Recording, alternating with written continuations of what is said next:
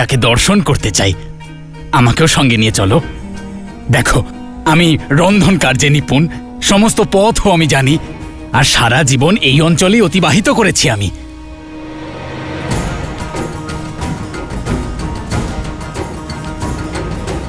সবার কি বক্তব্য? নিজেদের মতামত দিন। আপনি মিথিলাবাসী, আপনার তো আমাদের সাথে যাওয়াই উচিত। যা সকলের মত সেটা আমারও মত। আচ্ছা, তার মানে বৌদির কথার ওপর আর কথা বলেন না আপনি, তাই না?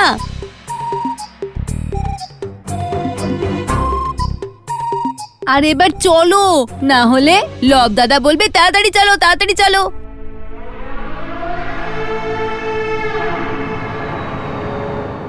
আরে আপনিও চলুন, সবাই মত দিয়েছে তো, কিন্তু আপনাকে রক্ষা করার দায়িত্ব আমরা নিতে পারবো না।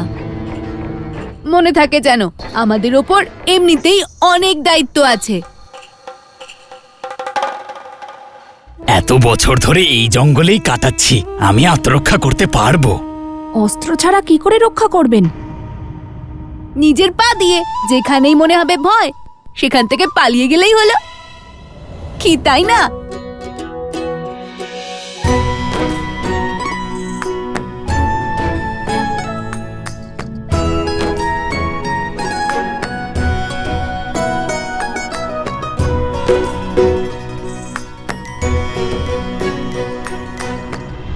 এখানে তো দুটো রাস্তা, কোন দিকে যাব দাদা?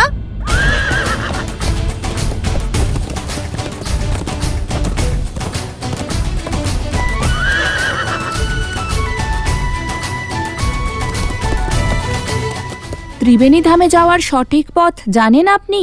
অবশ্যই, ত্রিবেণী ধাম এখান থেকে উত্তর দিকে, কিন্তু পথে অনেক নদী, অনেক পর্বত পড়বে, অনেক সময় লাগবে পৌঁছতে। উচিত হবে যদি আমরা পূর্ব দিক দিয়ে যাই।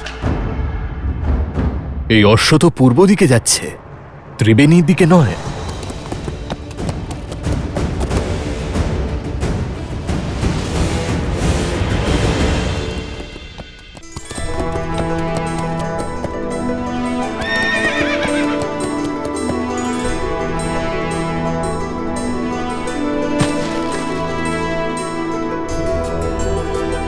হে অশ্ব, এইদিকে চলুন। মহারাজের আদেশ, আমাদের ত্রিবেণী ধামে যেতে হবে।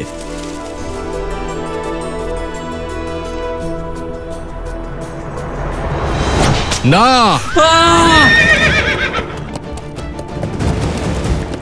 যজ্ঞের অশ্বকে কখনো মারতে নেই মূর্খ। এক্ষুনি যাও আর রাজকুমার শত্রুঘ্নকে এটা জানাও যে অশ্ব নিজের পথ পরিবর্তন করেছে, ও পূর্ব দিকে যাচ্ছে। ওনাকে গিয়ে বলো যাতে উনিও সেদিকেই আসেন। যাও, তাড়াতাড়ি যাও। যথাজ্ঞা সেনাপতি।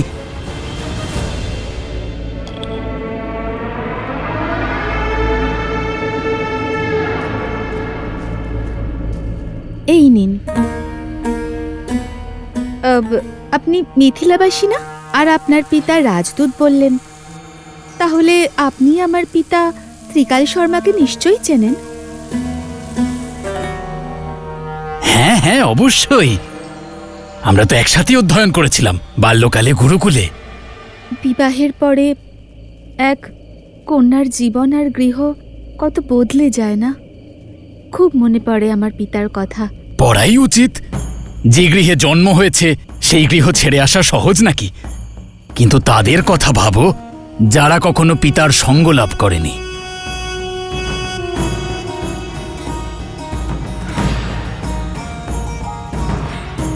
কি দুর্ভাগ্য তাদের। আরে আর কতক্ষণ সময় লাগবে ভোজন প্রস্তুত হতে? পাত্র থেকে তো ধোঁয়া বেরোচ্ছে। আপনি ভোজন প্রস্তুত করছেন নাকি যজ্ঞ করছেন? যতক্ষণ ধরে আপনি ভোজন প্রস্তুত করছেন, এতক্ষণে তো আমি খেয়ে হজম করে ফেলতাম। হ্যাঁ হ্যাঁ, এই তো তৈরি হয়ে গেছে ঋষি কুমার।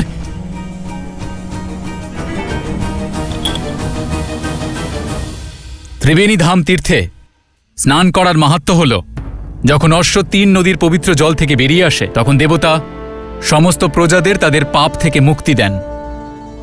দেবতারা যখন অশ্বকে ত্রিবেণীর থেকে দূরে নিয়ে যাচ্ছেন তখন অবশ্যই আমাদের কার্য আরো কঠিন হতে চলেছে। আমাদের সর্বশক্তি দ্বারা সেই অশ্বকে অনুসরণ করতে হবে। জয় শ্রীরাম, জয় শ্রীরাম, জয় শ্রীরাম। জয় শ্রীরাম। বাঁচাও, বাঁচাও, বাঁচাও, বাঁচাও। ধনী ওই দিক থেকে আসছে। পালাও, পালাও, পালাও, পালাও, পালাও, পালাও, পালাও, পালাও। ওরা মনে হয় বিপদে আছে।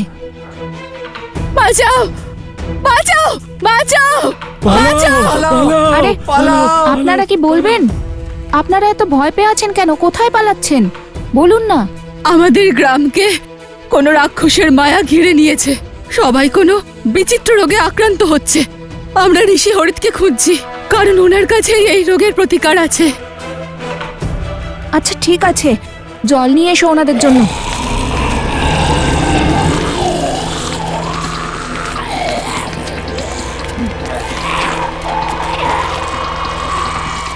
আপনারা সবাই আমাদের সঙ্গে আসুন।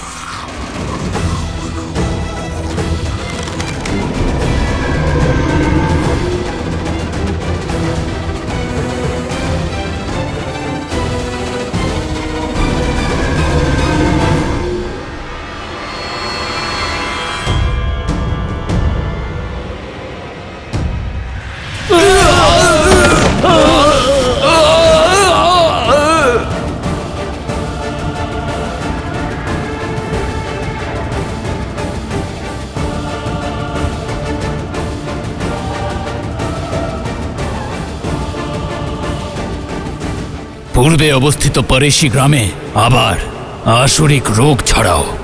আমার মায়া তোমাদের সঙ্গে আছে।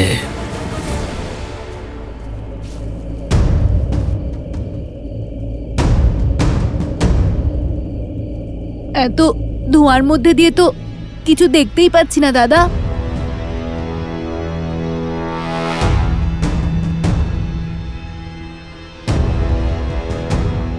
দাদা,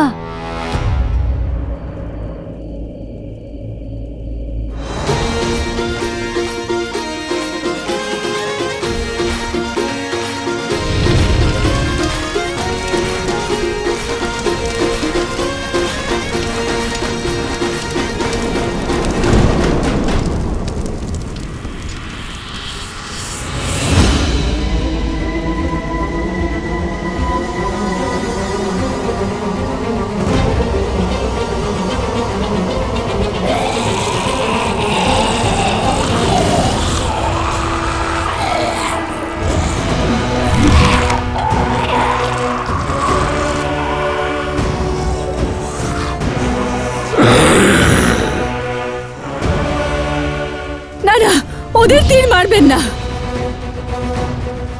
এদের প্রতিকার করা সম্ভব। এরা মলিন আত্মার নিয়ন্ত্রণে আছে। এরা মানুষদের রক্তের পিপাসু।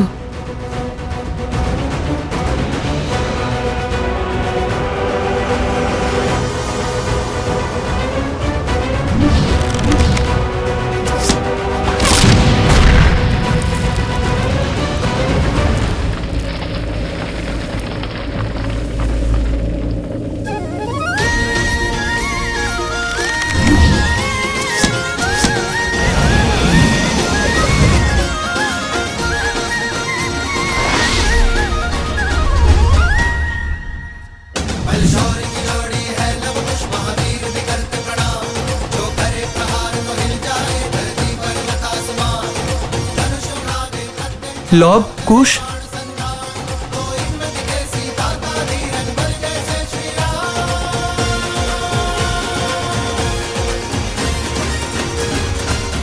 ঋষি হরিত ওনাদের কি প্রতিকার দিয়েছিলেন? ওই পর্বতের মধ্যে বিশেষ ঔষধি পাওয়া যায়। সেই ঔষধি দিয়েই ঋষি হরিত এদের প্রতিকার করেছিলেন।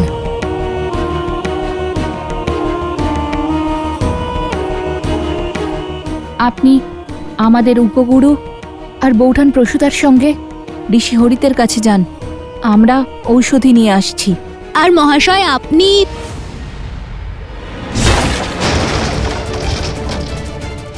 বাঁচাও, বাঁচাও, পালাও, পালাও, পালাও,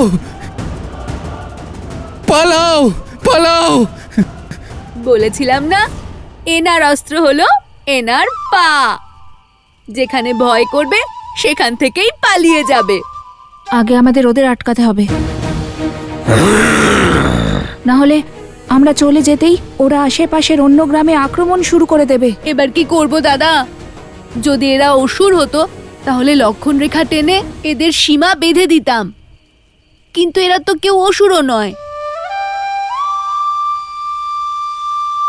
তুমি সব সময় না বুঝেই সঠিক বুদ্ধি দিয়ে দাও কুশ।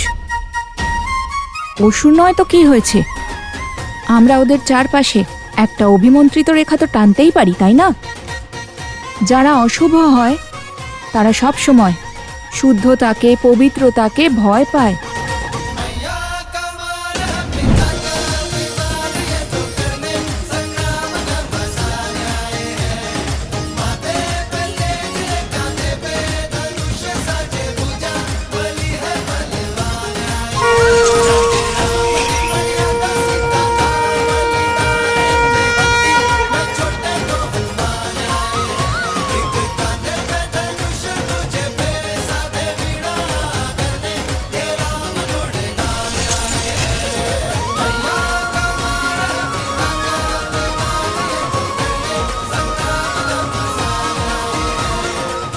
এরা সেই অভিমন্ত্রিত রেখাকে পার করতে পারবে না কুশ। আপনারা তাড়াতাড়ি যান, সোমকর্ণ, কুশ, চলো।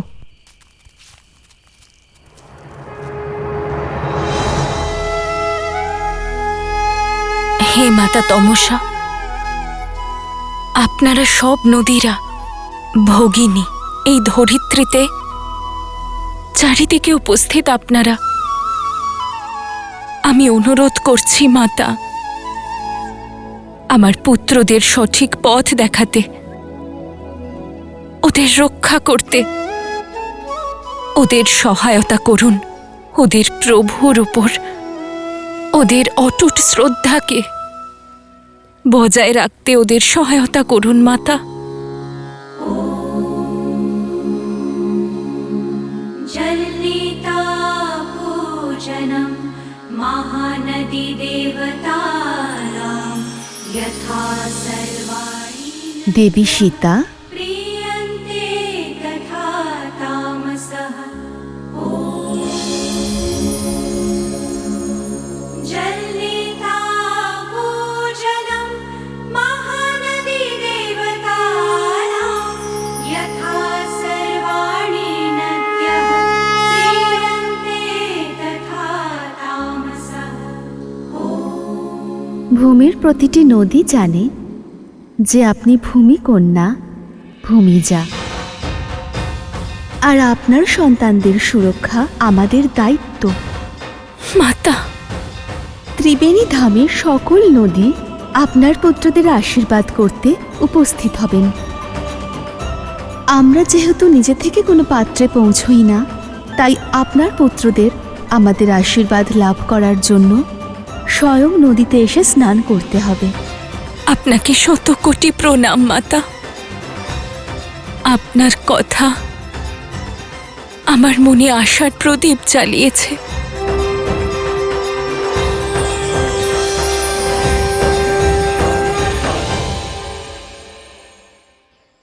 তাড়াতাড়ি চলো, এই অশ্ব তো পর্বতের দিকে যাচ্ছে। এখানে অশ্ব কেন, আমরা নিজেদেরই রক্ষা করতে পারবো না। তাড়াতাড়ি চলো।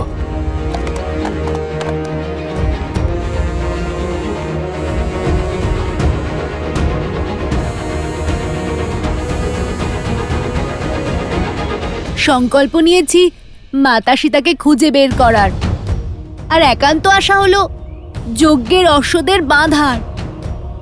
আদেশ পেয়েছি স্বর্ণকমল নিয়ে আসার। প্রস্তুত হয়েছি ওনাদের রক্ষা করার জন্যে। দাদা, এ কেমন ধাঁধা? এই ধাঁধার প্রশ্ন একটাই কুশ, আশা। আর যদি ভগবান বাল্মীকি এই আদেশ দিয়ে থাকেন তাহলে অবশ্যই আমাদের সব কার্য এক জায়গায় গিয়েই যুক্ত হবে। অশ্ব? অশ্ব? ওর মাথায় তো ছাতা আছে, এটা আবার অশ্বমেধের অশ্ব।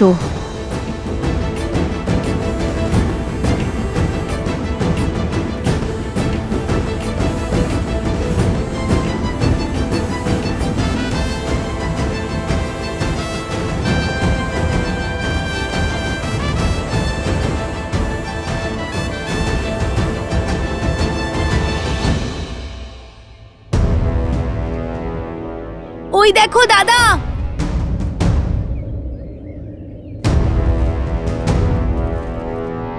রাক্ষস মনে হচ্ছে, অশ্বর জন্য এসেছে। চালাও তীর আর করে দাও এদেরকে পরাস্ত। ওই দেখো, ওরা সৈনিক, আর আমরা সৈনিকদের আক্রমণ করতে পারবো না। কিন্তু অশ্বের জন্য মাত্র এই কজন সৈনিক?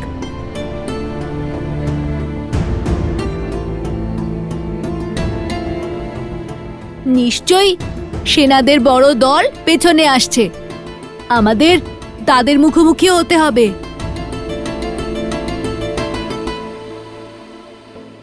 সময় কম আছে দাদা, আমাদের ওষুধও আনতে হবে আর স্বর্ণ কমলও। যদি ওরা জানতেই না পারতো যে ওই অশ্ব আমাদের কাছে পৌঁছে গেছে, তাহলে কত ভালো হতো।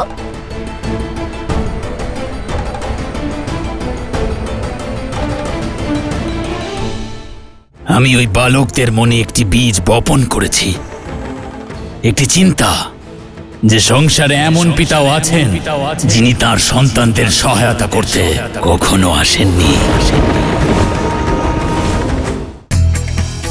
তুলসীকৃত রামায়ণ তুলসীদাস দ্বারা রচিত রামায়ণের গুজরাটি সংকলন, যেটি সপ্তদশ শতাব্দীতে কবি প্রেমানন্দ স্বামী সংকলিত করেছিলেন।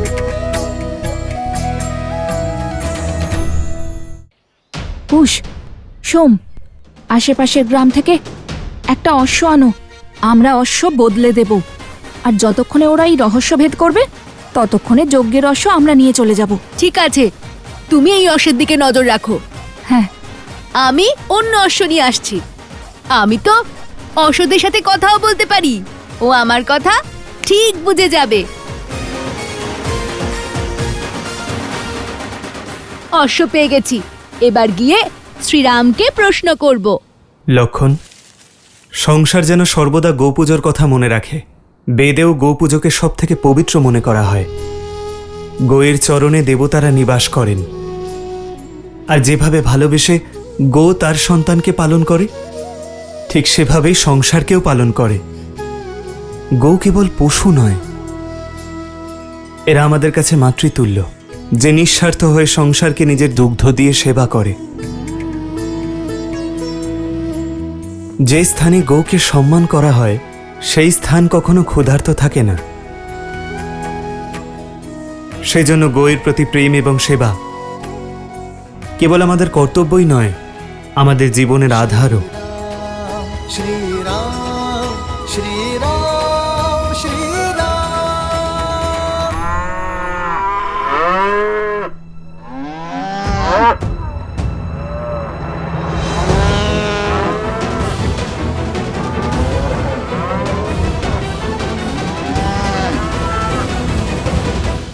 আমি ওই বালকদের মনে একটি বীজ বপন করেছি, একটি চিন্তা যে সংসারে এমন পিতাও আছেন যিনি তার সন্তানদের সহায়তা করতে কখনো আসেননি।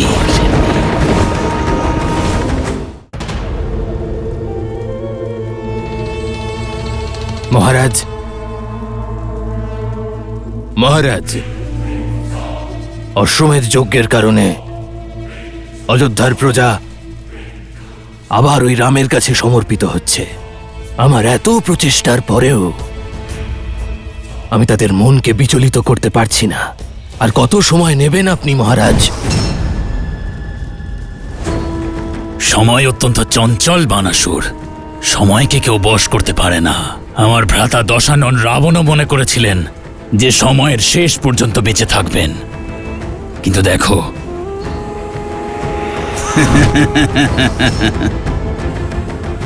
আমি ওই বালকদের মনে একটি বীজ বপন করেছি, একটি চিন্তা যে সংসারে এমন পিতাও আছেন যিনি তার সন্তানদের সহায়তা করতে কখনো আসেননি।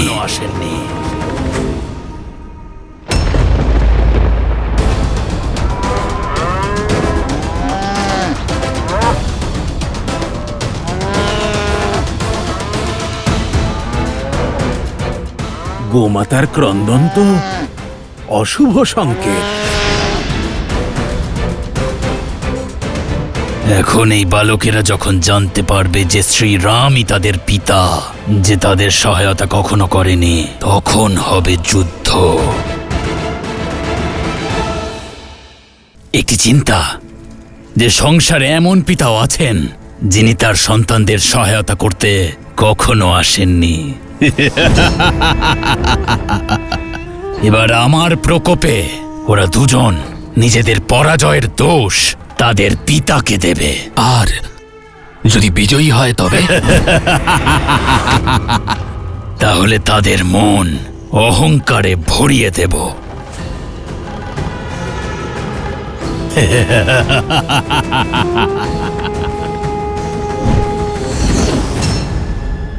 এবার ওদের সত্যি কথাটা বলা আমার দায়িত্ব। তাদেরকে এটা জানানো যে তাদের পিতা আর কেউ নয়, তাদের আরাধ্য প্রভু শ্রীরাম। আর যে সীতার পরিচয় না জেনে, শুধু তার দুঃখের কথা জেনে তারা এত কষ্ট পেয়েছে, তিনি আর কেউ নন, তাদেরই মাতা, যাকে রাম ত্যাগ করেছে।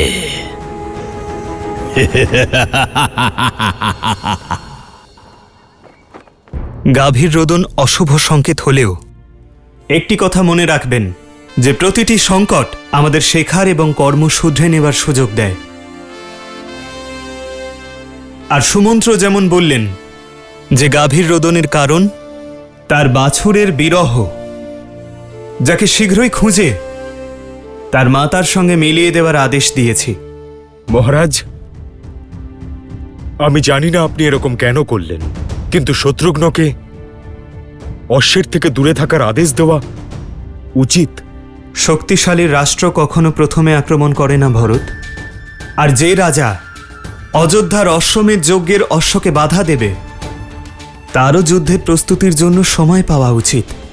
আর যদি এর মাঝে কোনো কারণবশত ওই অশ্বের মৃত্যু হয়ে যায় তখন কি হবে? অশ্বের মৃত্যু তখনই সম্ভব যদি যজ্ঞদেব ক্ষুব্ধ হন। যজ্ঞদেবতার তো প্রভু শ্রীরামের ওপর ক্ষুব্ধ হওয়া অসম্ভব। সম্ভব। অসম্ভব। যত পবিত্রভাবে দাদা এই যজ্ঞ করিয়েছেন, যজ্ঞদেবের ক্ষুব্ধ হওয়া অসম্ভব গুরুদেব। যজ্ঞে দেওয়া আহুতি যদি যজ্ঞদেব স্বীকার না করেন, তাহলে উনি ক্ষুব্ধ হবেন। কিন্তু যজ্ঞদেবতা আহুতি কেন গ্রহণ করবেন না? কারণ যজ্ঞে মন্ত্রোচ্চারণ কেবল মহারাজ রাম করেছেন, ওনার স্ত্রী নন। কিন্তু মহারানীর মূর্তি মন্ত্রোচ্চারণ কিভাবে করবেন?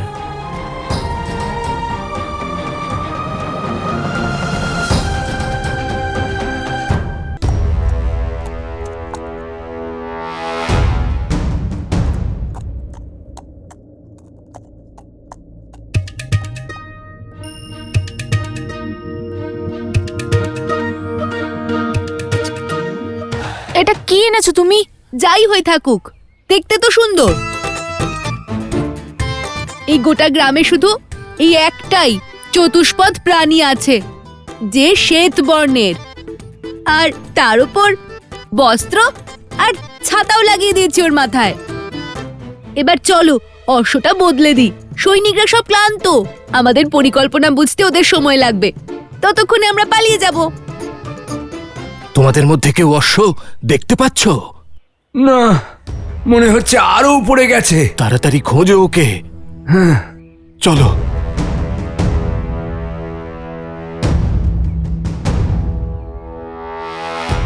আমাদের সৈনিকদের বিভ্রান্ত করতে হবে। যথা আজ্ঞা দাদা, তুমি অশ্বটা ধরো, আমি অশ্বের ধ্বনি বের করছি আর ওদের অন্যমনস্ক করছি। হিল হিল। এটা তোমার অশ্বের ধ্বনি বলে মনে হচ্ছে? কিন্তু দাদা, গাধা তো ঢেঁচ ঢেঁচ এরকম করে।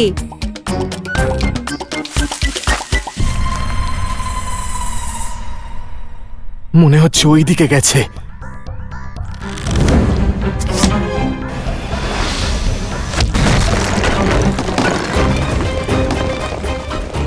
এইদিকে কিসের ধ্বনি?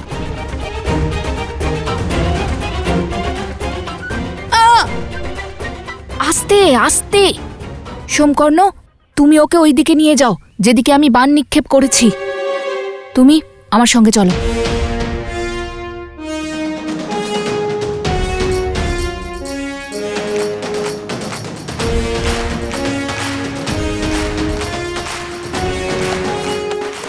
মনে আছে তো আমরা অশ্বকে কিভাবে আটকাবো? কি করে আটকাবো? এই কথা কখন হলো? তা তোমার কি মনে হয় ভগবান বাল্মীকি আমাদের মিথিলায় কেন পাঠিয়েছিলেন? ও, মনে পড়েছে, উনি এমন এক আদেশ দেবেন বলে।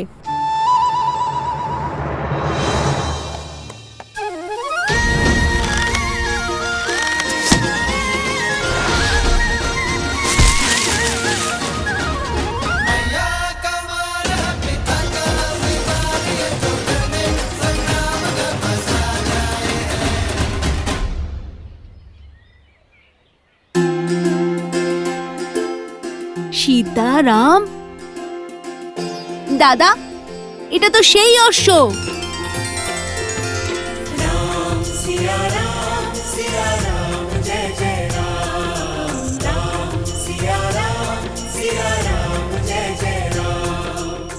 নিশ্চয়ই ওর আমাদের আর রাম সীতার কোনো না কোনো সম্পর্ক নিশ্চয়ই আছে। কি মিত্র, আমাদের চিনতে পেরেছো? ওই গাধাটাকে দেখে ভয় পেয়ে যায়নি তো?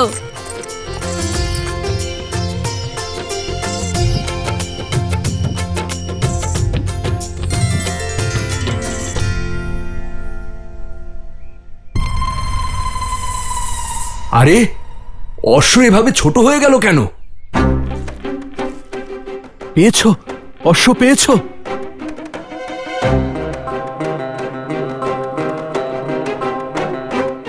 রংটাও কেমন অন্যরকম লাগছে।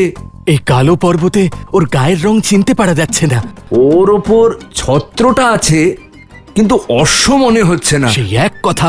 আমি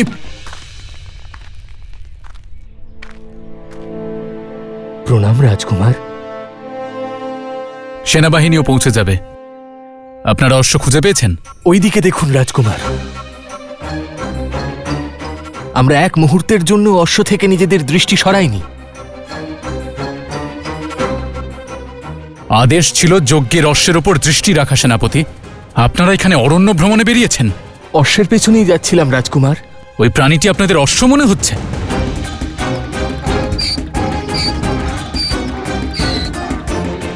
ওটি আপনার মতোই একটি গর্ধব সেনাপতি।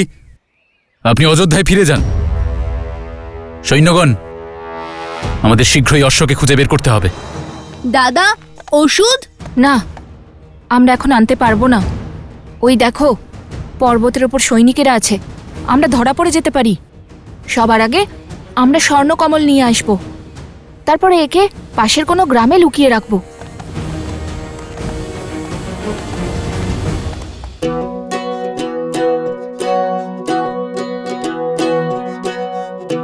শোনো, এই স্থান সুরক্ষিত, কেউ এখান থেকে অশ্বকে খুঁজে পাবে না।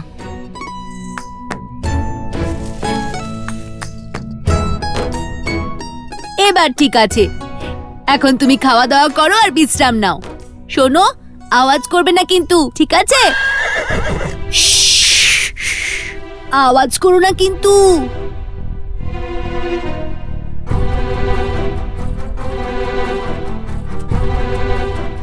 চলো।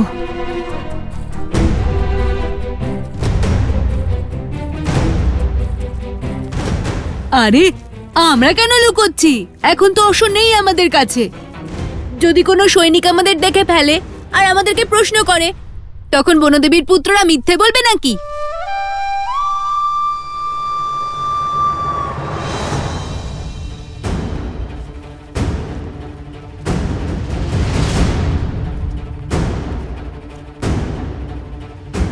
ত্রিবেণী ধাম নিকটেই আছে, শীঘ্র চলো।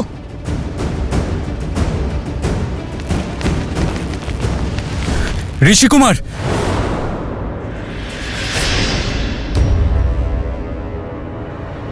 পালাও! আরে দাঁড়াও ঋষিকুমার।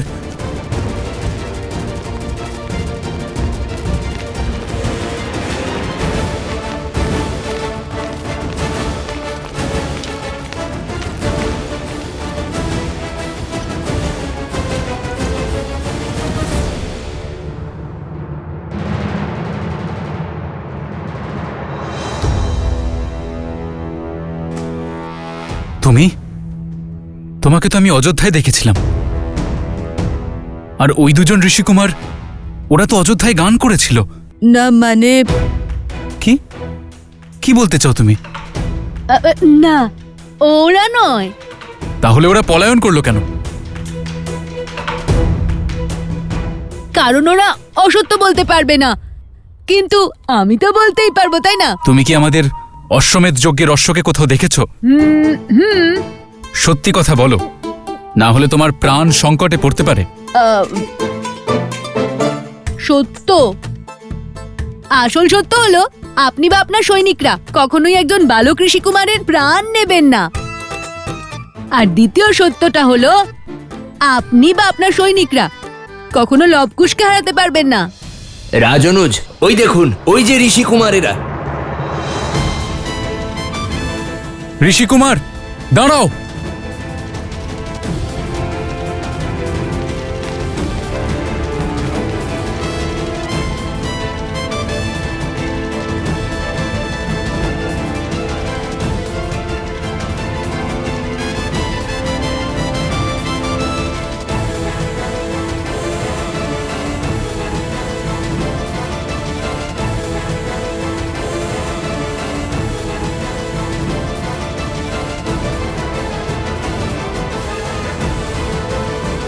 চলো আমরা পালিয়ে যাই, কিন্তু রণভূমি ত্যাগ করা আমাদের উচিত হচ্ছে তো?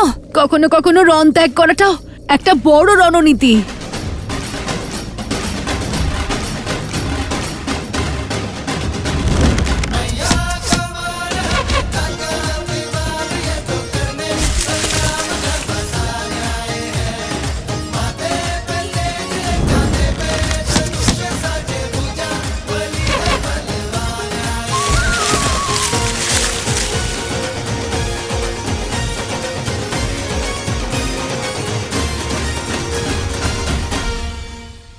সৈনিকেরা, শীঘ্র সরাও এসব।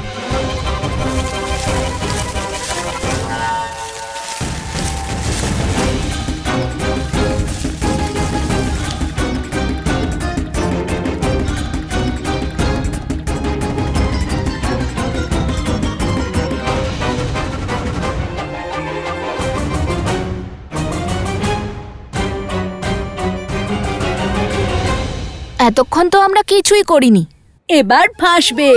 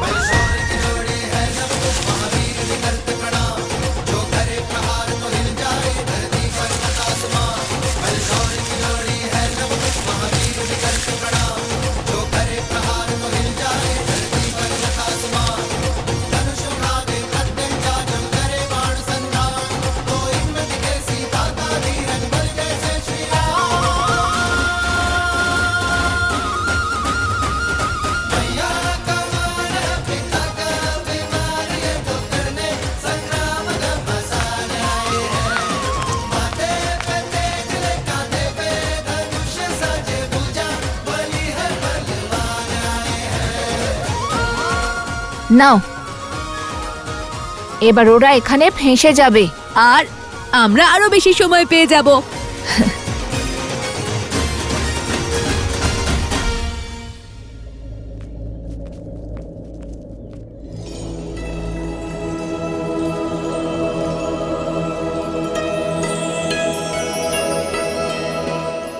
অবশেষে ত্রিবেণী ধামে পৌঁছেই গেলাম। ওই দেখো তমসা, ওই দেখো সোনা, আর ওই যে যা ডান দিক দিয়ে আসছে ওটা হলো সপ্তগণ্ডিকা। যেহেতু এই তিনটে নদী একসঙ্গে মিলিত হচ্ছে, তাই এই স্থানের নাম ত্রিবেণী। খুব সুন্দর দাদা, কি অপূর্ব এই ত্রিবেণী ধাম।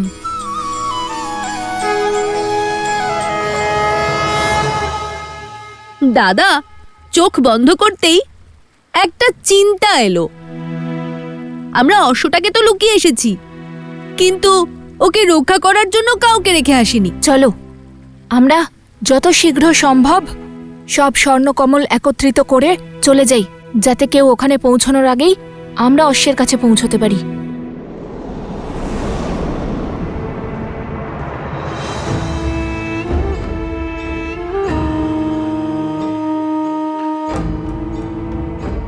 এসো প্রবন্ধাসুর, দেখো তোমার পরম মিত্র আর আমার প্রিয় পুত্র চন্দ্রবাহুর মৃত্যুর প্রতিশোধ নেওয়ার সময় এসে গেছে।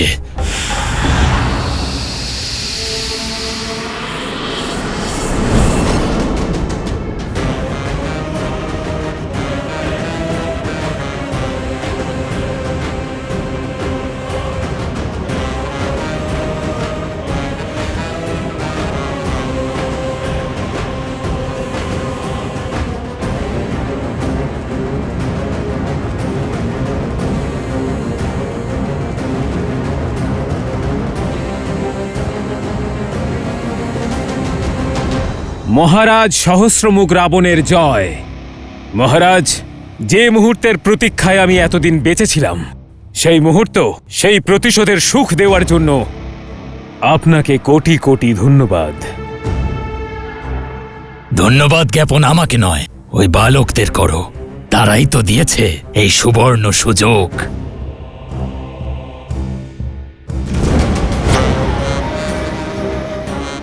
আমি ওই অশ্বকে হত্যা করে ওই রামের অশ্বমেধ যজ্ঞকে ব্যর্থ করে দেব। ও যে ধর্মের ধ্বজা স্থাপন করতে চায় তাকে আমি ছিন্ন ভিন্ন করে দেব। কখনোই না। আমাদের প্রতিশোধ পূরণ এই অশ্বকে হত্যা করে কখনোই হবে না। আমি যা বলছি তাই করো। কিন্তু মহারাজ, এমন সুবর্ণ সুযোগ হাতছাড়া করা নির্বুদ্ধিতা। আমি এই অশ্বকে হত্যা করে সোজা রামকে যুদ্ধের জন্য আহ্বান করব, আর শুধুমাত্র ও নয়, ওর সমস্ত পরিবারকে শেষ করে দেব আমি। নিজের ক্রোধাগ্নিকে শান্ত করো, বল নয় বুদ্ধির প্রয়োগ করো। প্রতিজ্ঞা করছি, প্রতিশোধের এমন অসীম সুখ দেব তোমায়, যাতে রাম আর তার পরিবার নিজেরাই একে অপরের মৃত্যুর কারণ হয়ে উঠবে।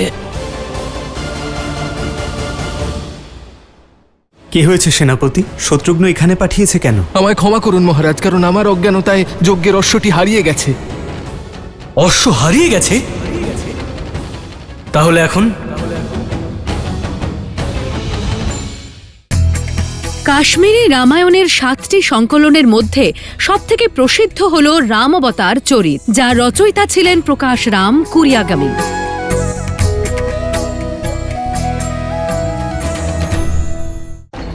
ভাবো, একবার এই সকলকে হত্যা করে বেশি আনন্দ পাবে, নাকি ওরা নিজেরাই এক এক করে একে অপরকে হত্যা করছে তা দেখে বেশি আনন্দ পাবে? আর আমার পরিকল্পনার জন্য আমি তোমাকে বেছে নিয়েছি, কারণ ছলনায় তোমাকে পরাজিত করা অসম্ভব। তুমি যে কোনো সময় যে কোনো রূপ ধারণ করে যে কোনো বস্তুতে পরিণত হতে পারো। আমি চাই যে তুমি যজ্ঞের শেষ পর্যন্ত এই অশ্বের সঙ্গে থাকো। ওই লবকুশ অত্যন্ত সংস্কারী এবং সাহসী বালক। তুমি আমার সঙ্গে মিলিত হয়ে এই অশ্বকে ইক্ষ্বাকু বংশের পতনের কারণ হিসেবে গড়ে তুলবে। কিন্তু মহারাজ, কিন্তু অথবা যদি কিচ্ছু শুনতে চাই না আমি যা বলছি তেমনটাই করে যাও।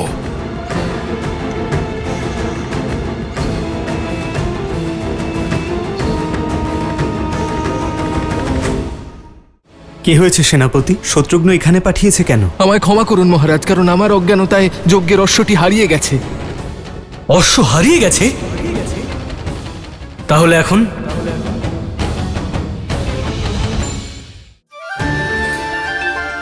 মাতা পিতার কাছে সন্তানের ভালোবাসার থেকে মূল্যবান আর কিছুই হয় না,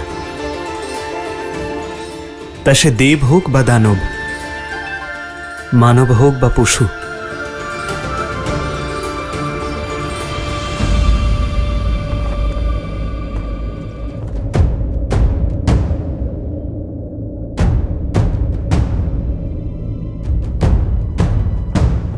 কি হয়েছে সেনাপতি? শত্রুঘ্ন তোমাকে এখানে পাঠিয়েছে কেন? আমায় ক্ষমা করুন মহারাজ, উনি আমাকে অতি শীঘ্র অযোধ্যায় ফিরে যাওয়ার আদেশ দিয়েছেন, কারণ আমার অজ্ঞানতায় যজ্ঞের অশ্ব হারিয়ে গেছে। অশ্ব হারিয়ে গেছে?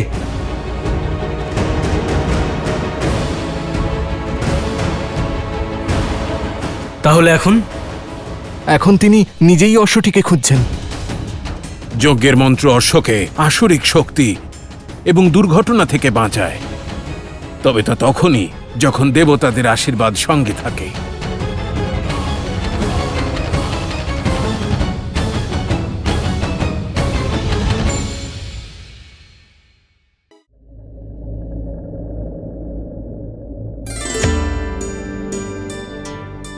যজ্ঞের অশ্ব লব আর কোষ পেয়ে গেছে। ওদের উপর কি আরো কোনো সংকট আসা বাকি আছে? দেবতারা কি শ্রীরামের যজ্ঞকে অস্বীকার করছেন? উদ্দেশ্য পূরণের জন্য বাধা তো পথে আসবেই। আর বাকি রইল দেবতাদের কথা। আর এই যজ্ঞের বিধিবিধান, সব নিয়ম পুরনো মুনি ঋষিরাই নির্ধারণ করেছেন, যা দেবতাদেরও মানতে হবে। কারণ এ যে বিধিরই বিধান, যা মানব সমাজের আধার। অর্থাৎ শ্রীরামের জীবনের পীড়া এখনো সম্পূর্ণ হয়নি? না প্রিয় গণেশ, এমনটা বলতে নেই। কারণ আমার আরাধ্য নারায়ণ এই অবতার সংসারের যন্ত্রণা ভোগ করার জন্য নিয়েছেন। আমি তো কেবল একবার সমুদ্র মন্থনের বিষ পান করেছিলাম, কিন্তু আমার আরাধ্য তো প্রতিটা অবতারে ভিন্ন ভিন্ন প্রকারের বিষ পান করেন। কিন্তু আমি যেমন বিষের প্রভাব আমার শরীরে ছড়িয়ে পড়তে দিইনি, ঠিক তেমন আমার আরাধ্য বিষের প্রভাবের দ্বারা নিজের তপবল আর নিজের সিদ্ধান্তকে বিচলিত করতে দেন না। কেবল একটাই পার্থক্য আছে মহাদেব। আপনার কণ্ঠের বিষ রোধ করার জন্য আমি নিজের শক্তি প্রয়োগ করেছিলাম, কিন্তু এখানে রাম আর সীতার মধ্যে পরস্পরের সঙ্গও নেই।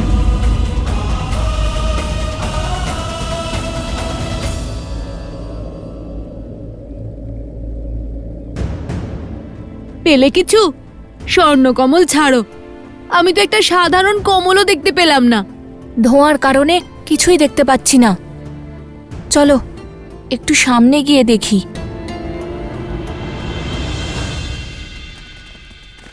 ওই দেখুন, পদচিহ্ন।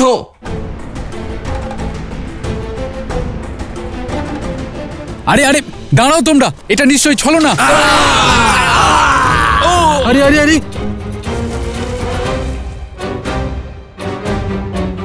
আমাদের সৈনিকদের বাঁচাতে হবে।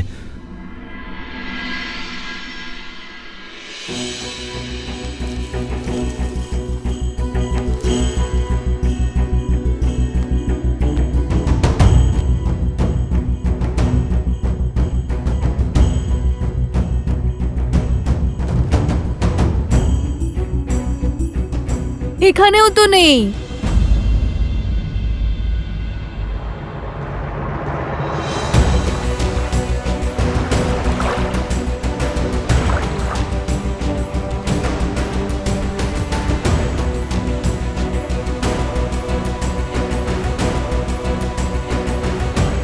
দাদা, পেয়ে গেছি, কমল পেয়ে গেছি।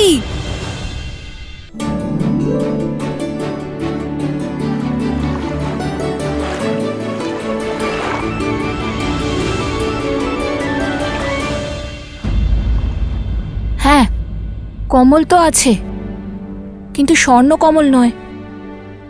আজ সোম আমাদের সঙ্গে নেই, কিন্তু তাও দুর্ভাগ্য আমাদের পিছুই ছাড়ছে না। হ্যাঁ,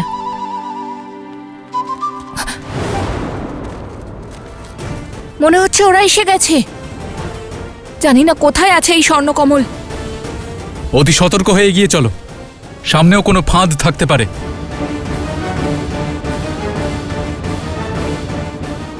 কুশ, আমরা কিছু ভুলে যাচ্ছি না তো?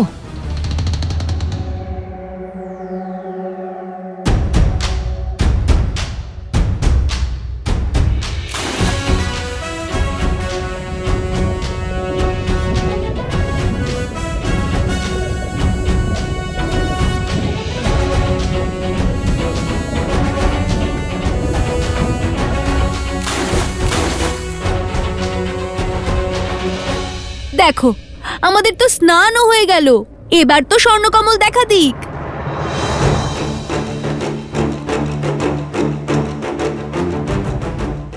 দাদা, ওরা এদিকেই আসছে, চলো জলের তলায় লুকিয়ে থাকি। এভাবে কতক্ষণ লুকিয়ে থাকবো কুশ? আর যদি ওরাও জলে নেমে আসে তখন? ভেবে দেখো আমাদের ভুল কোথায় হচ্ছে। আর যখন ভগবান বাল্মীকি বলেছেন তখন দৈব স্বর্ণকমল এখানেই কোথাও আছে। কেউ চুরি করে নেয়নি তো? আরে কুশ, স্বর্ণকমলকে কেউ কি করে চুরি করবে? সেই স্বর্ণকমলকে রক্ষা করছেন স্বয়ং যক্ষরাজ কুবের।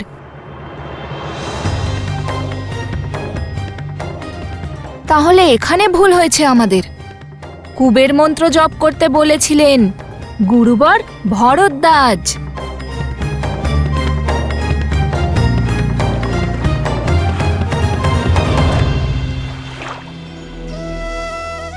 ওম শ্রীম হ্রিম ক্লিম শ্রীম ক্লিম বিদ্যেশ্বরায় নমঃ।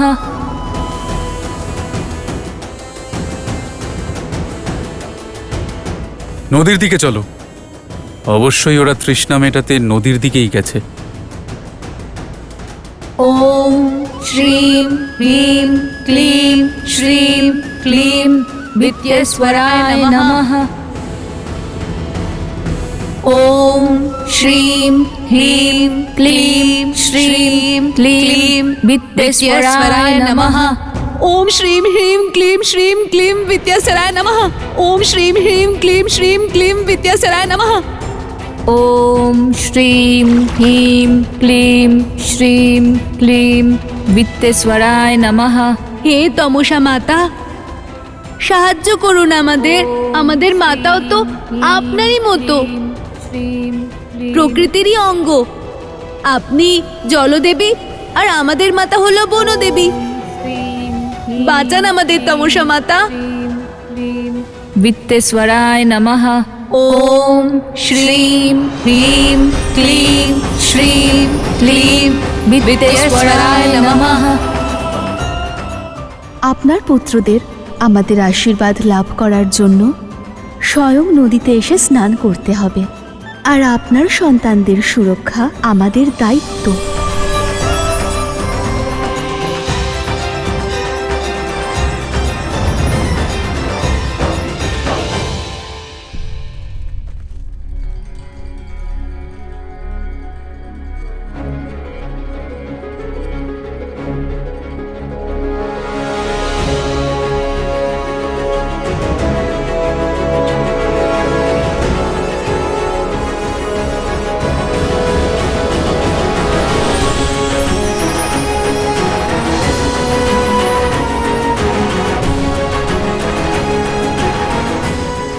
দাদা, ওই দেখো,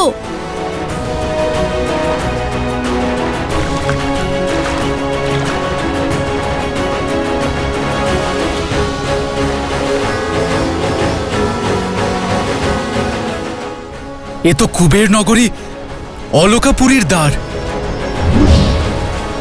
যক্ষরাজ কুবের, ওই ঋষি কুমারেরা অযোধ্যাপতি মহারাজ শ্রীরামের অশ্বমেধ যজ্ঞের অশ্বকে থামাবার দুঃসাহস করেছে। অযোধ্যাপতি শ্রীরামের পক্ষ থেকে আমি আপনার কাছে অনুরোধ করছি, এই দ্বার উন্মুক্ত করুন।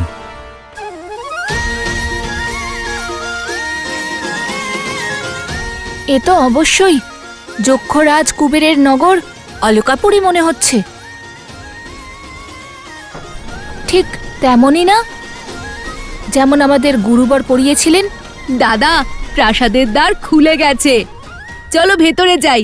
যদি কাউকে দেখতে পাই তাহলে তার কাছে স্বর্ণকমলের কথা জানতে চাইবো।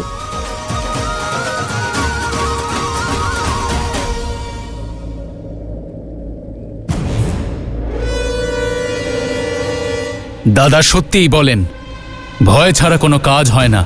যক্ষরাজ কুবের, যদি আপনি এই দ্বার উন্মুক্ত না করেন তাহলে আপনাকে আমার বাণের সম্মুখীন হতে প্রস্তুত থাকতে হবে। আর মনে রাখবেন যে ইক্ষ্বাকু বংশের বাণ কখনো লক্ষ্যচ্যুত হয় না।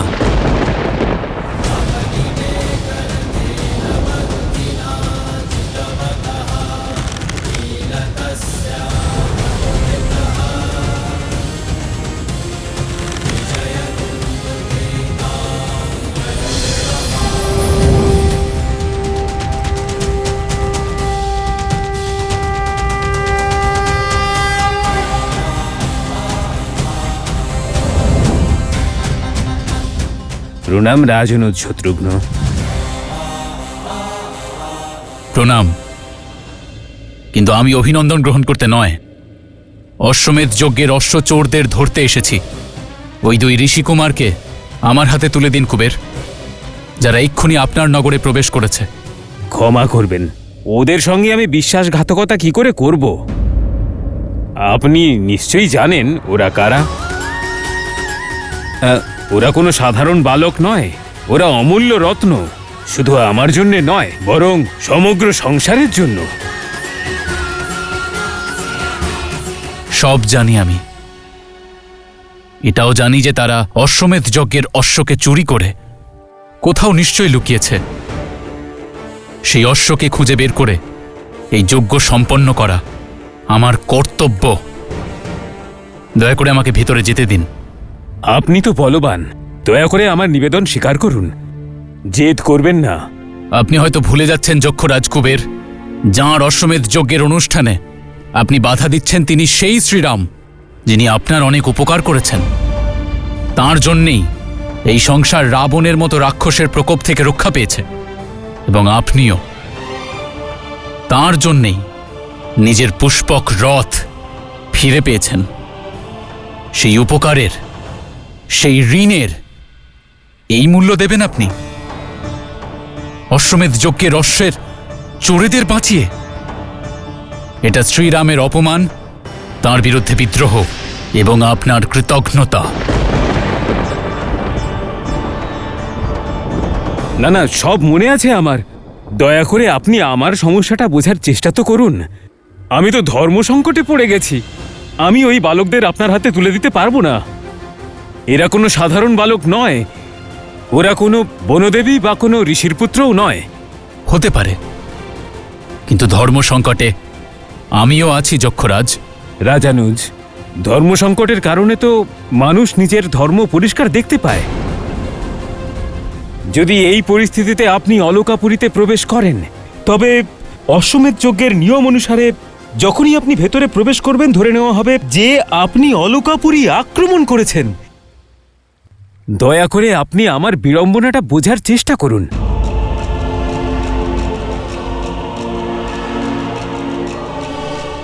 ঠিক আছে, যা ইচ্ছা করুন, কিন্তু মনে রাখবেন, যে চোরকে সাহায্য করে সেও চোরই হয় কুবের। ওই বালকদের বেশিক্ষণ আপনি সুরক্ষিত রাখতে পারবেন না। শীঘ্রই ওই বালকদের মহারাজ শ্রীরামের সম্মুখীন হতে হবে। সেই মুহূর্তের প্রতীক্ষা তো সমগ্র সংসার করছে।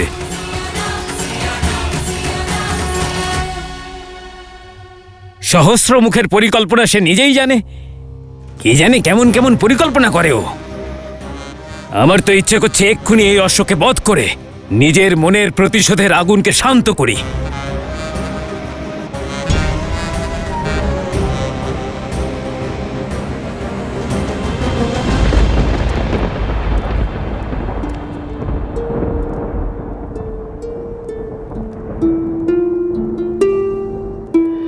राम सिया राम सिया राम सिया राम राम सिया राम सिया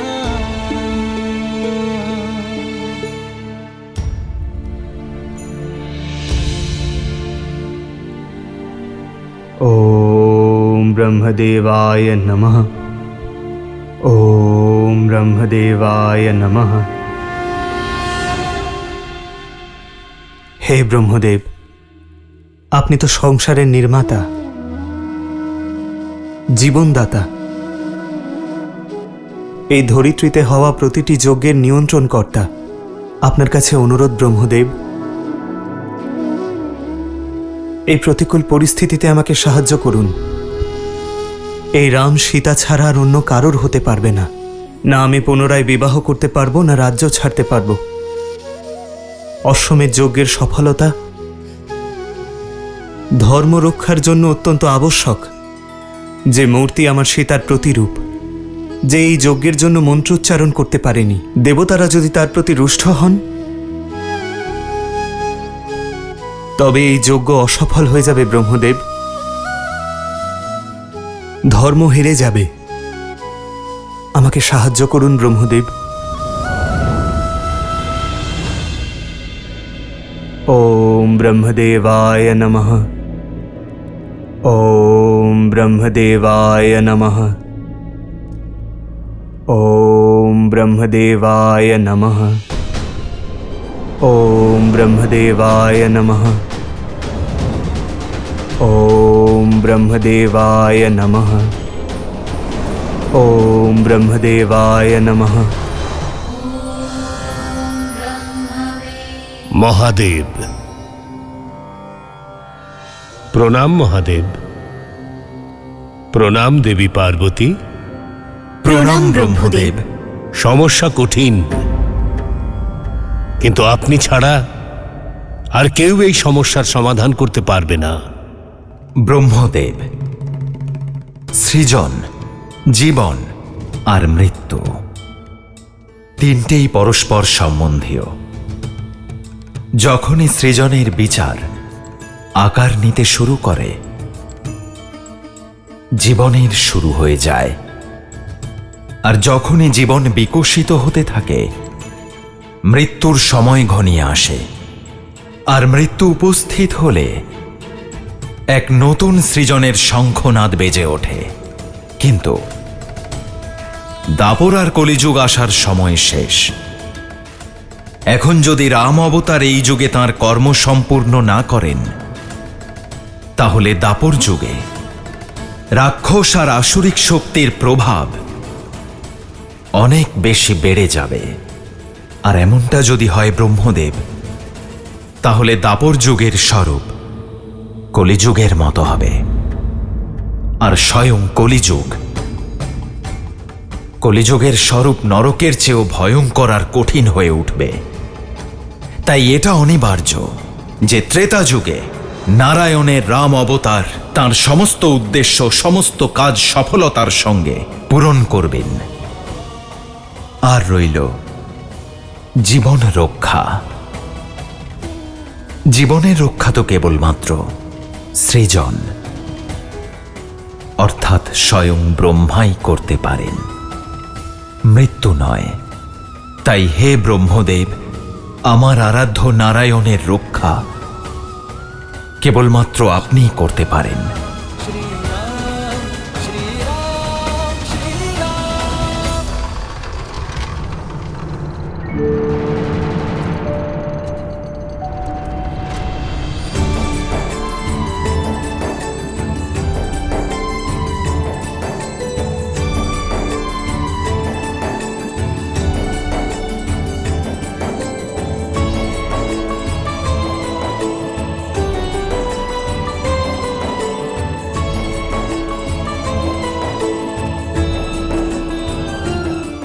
দিয়ে দিন স্বর্ণকমল, না হলে বল প্রয়োগ করে কেড়ে নেব। আপনি কোনো সংকেত দেননি, বরং যুদ্ধের আহ্বান করেছেন। আক্রমণ!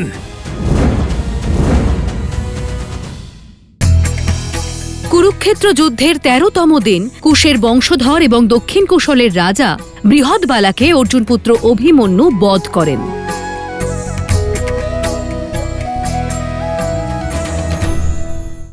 অদ্ভুত! এই প্রাসাদ তো স্বর্ণ দিয়ে বানানো।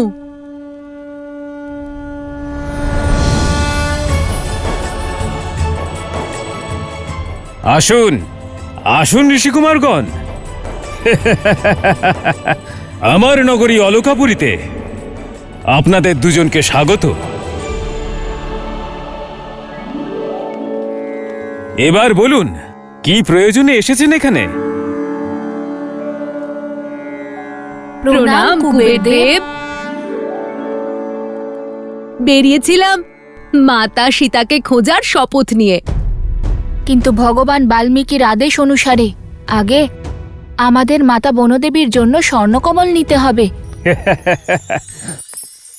অসম্ভবকে সম্ভব করার শর্ত রেখেছেন ভগবান বাল্মীকি আপনাদের সামনে। দেখুন, আমাদের স্বর্ণকমল দিয়ে দিন। ক্ষমা করবেন, সেটা সম্ভব নয়। হ্যাঁ, আমার কথা শুনুন কুমারগণ, আপনারা আশ্রমে ফিরে যান আর নিজেদের জীবন তপস্যায় ব্যয় করুন। নিশ্চয়ই উপযুক্ত সময় এলে আপনারা ওই স্বর্ণকমল পেয়ে যাবেন। শুনুন, ত্রিকালদর্শী হলেন ভগবান বাল্মীকি।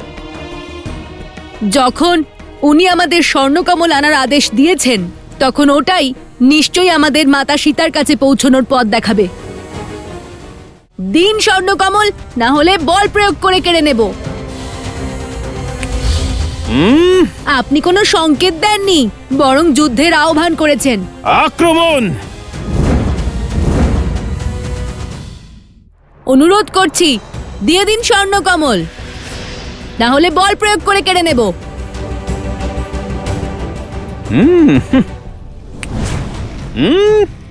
এবার আপনি কোনো সংকেত দেননি, বরং যুদ্ধের আহ্বান করেছেন। এবার আমাদের আপনাদের সকলকে হারিয়ে ওই স্বর্ণকমলের ওপর আধিপত্য স্থাপন করতে হবে। আমি প্রস্তুত। আক্রমণ!